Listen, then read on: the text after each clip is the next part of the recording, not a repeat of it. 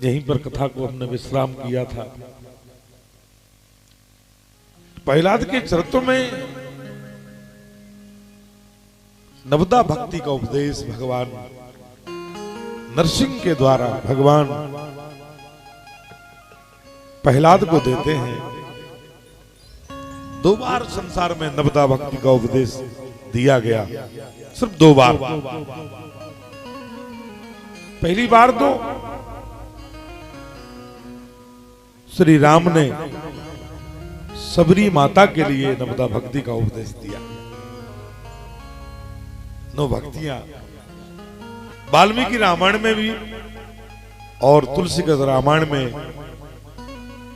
जितनी भी रामायण है, आनंद रामायण हो या मनसा रामायण हो या उड़िया रामायण हो या फारसी रामायण हो या तेलुगु रामायण हो या तमिल या कन्नड़ रामायण हो, पंजाबी रामायण हो, किसी भी भाषा की रामायण हो, सभी रामायणों में वही कथा आई है, वही राम जी का चरित्र, उसमें कोई बदलाव नहीं। भाषा में जरूर बदलाव है, अक्षरों में बदलाव है, लेकिन कथा में और उसके भावों में कोई बदलाव नहीं, क्योंकि राम का चरित्र तो वही है। चाहे आप पंजाबी में गाओ, चाहे मराठी में गाओ, चाहे कन्नड़ में गाओ, चाहे तेलुगु में गाओ, चाहे आप भगवान की कथा को फारसी में सुनाओ या उर्दू में सुनाओ या अंग्रेजी में सुनाओ, कथा का भाव तो वही रहेगा। भाषा बदल जाएगी, भाषा बदलने से कुछ नहीं होता, भाव से। नवदा भक्ति वही है जो रामचरितमानस में है, वही श्रीमद् भागवत में है, वही वाल्मीकि रामायण में है। रामायण तो वाल्मीकि जी ने लिखी। ब्रह्मा के 10वें पुत्र भगवान वाल्मीकि। वाल्मीकि कौन थे? कई लोगों को ये भ्रांति होती है कि वाल्मीकि तो जो है छोटी जाति के थे, या वाल्मीकि ये थे वो थे, चोर थे, डाकू थे, लुटेरे थे। दरअसल में 2 वाल्मीकि दुनिया में हुए। एक वाल्मीकि वो थे जिनकी कथा हम लोग जानते हैं, उन्होंने वाल्मीकि रामायण नहीं लिखी। वो जंगल में चोरी किया करते थे, कोई मिल जाता था जंगल में उसे पकड़ लिया करते थे। उनका नाम पहले डाकू रत्नाकर हुआ करता था, फिर उन्हें लोग बाद में वाल्मीकि कहने लगे।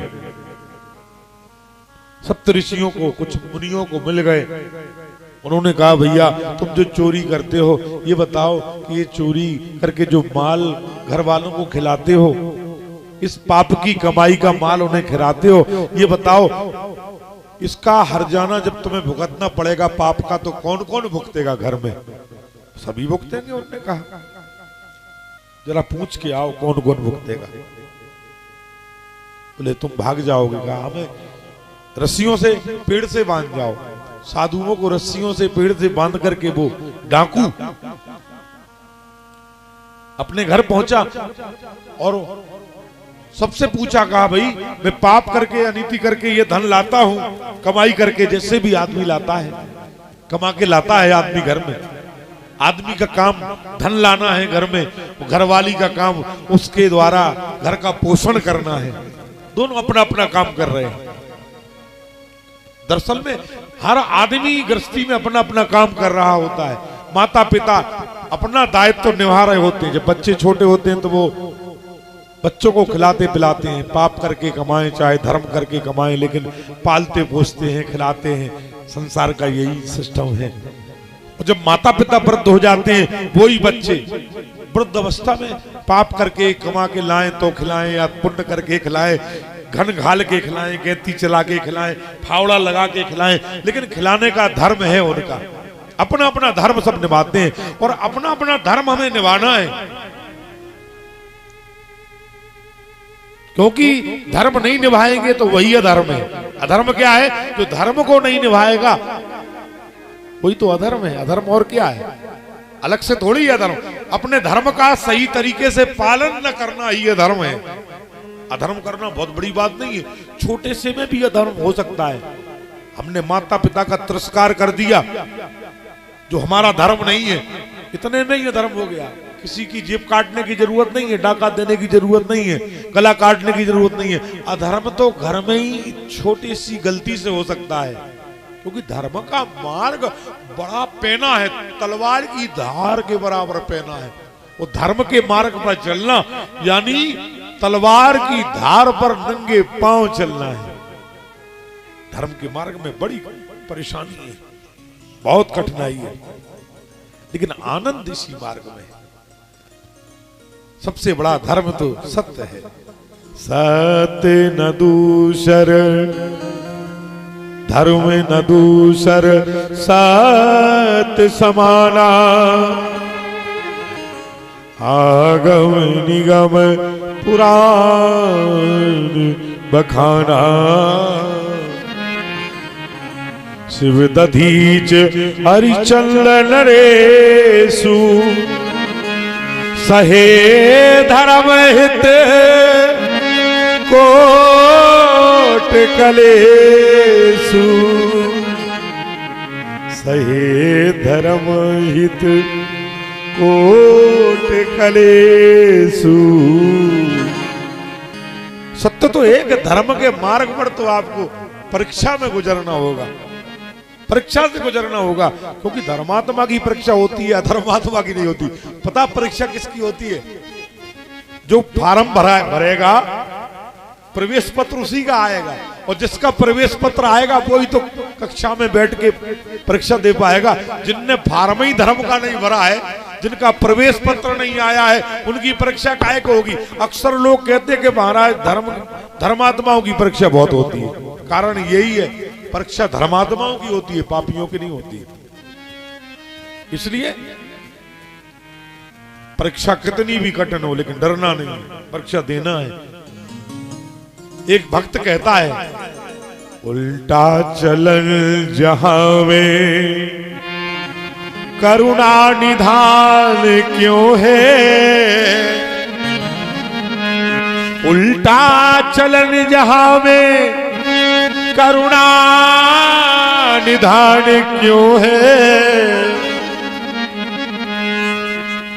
सुख पा रहे अधर्मी, सुख शब्दों पे ध्यान देंगे, सुख पा रहे अधर्मी, दुख पा रहे हैं धर्मी। ऐसा चलन जहां में करुणा निधान क्यों है। दुख पा रहे हैं धर्मी और सुख पा रहे अधर्मी, ऐसा चलन जहां में करुणा निधान क्यों है। भगवान का एक भक्त परीक्षा दे रहा और कह रहा, भगवान से पूछ रहा, भगवान धर्मात्मा दुखी हैं और पापी बड़े सुखी हैं, इसका कारण क्या है? दरअसल में भगवान बोले, कर्मों का खेल है भाई, कर्म प्रधान।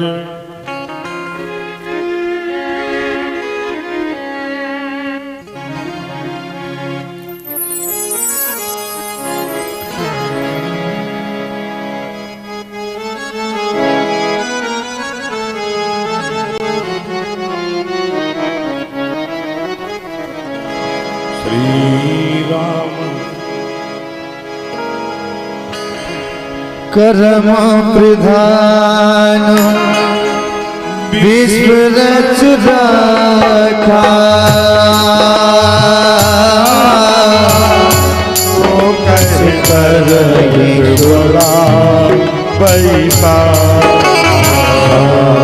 सिया राम जय जय राम, राम सिया राम जय जय राम। प्रधान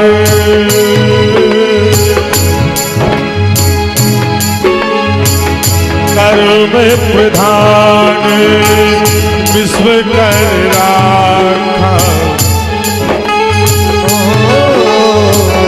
जो जस कर सुतस फल का। सिया राम जय जय राम, सिया राम जय जय राम। कर्म प्रधान विश्व कर राखा, जो जस करे सो तस बल जाखा। कर्म प्रधान संसार में बना करके रखा है। भगवान कहते हैं देख लो ये गीता में मेरी ही आवाज है, देख लो ये गीता में मेरी ही आवाज है। रखता हूँ भक्तों को दुखी इसमें भी कोई राज है। रखता हूँ भक्तों को दुखी इसमें भी कोई राज है। राज है क्या? इसलिए रखता हूँ भक्तों को दुखी, ये माया बड़ी धोखेबाज है। जो पड़ा माया के चक्कर हो गया मोहताज है। जो पड़ा माया के चक्कर हो गया मोहताज है। भगवान कहते हैं यदि मैं उससे दुख नहीं दूंगा, उसकी परीक्षा नहीं लूंगा, तो वो माया के चक्कर में पड़ जाएगा। और मैं नहीं चाहता कि मेरा भक्त मुझे छोड़कर के मेरी माया के चक्कर में पड़ जाए। भगवान के पास भगवान है और भगवान की माया है। जैसे आदमी और आदमी की परछाई, माया क्या है? भगवान की परछाई है। भगवान कहते हैं कि भाई मेरे लिए पकड़ के रखे, वो माया को पकड़ के ना रखे, इसलिए मैं बार बार कसौटी पर कसता रहता हूं।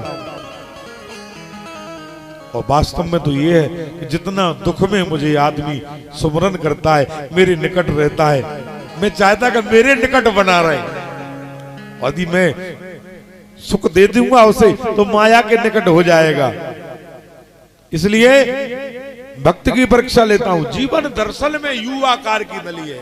यू अक्षर है ना अंग्रेजी का, ऐसा होता है यू। इस नली में या पूर्व का